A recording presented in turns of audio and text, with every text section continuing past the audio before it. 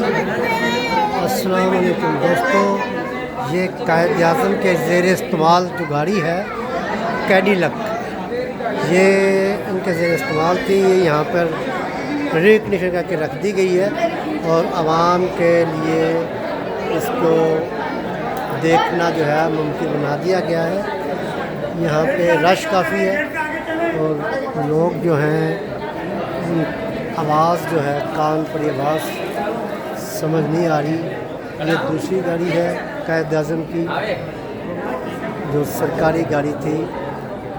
ये वो सरकारी गाड़ी थी, ये कायद-ए-आज़म की ज़ाती कार। ये मॉडल 1938 का है। ये 1938 का मॉडल है, लेकिन ये गाड़ी का नाम नहीं ट्रेन में आ रहा है। इसमें पता नहीं उसका नाम क्या है, लेकिन बहरहाल ये बड़ी अच्छी कंडीशन में आज भी यहाँ रख दी गई है।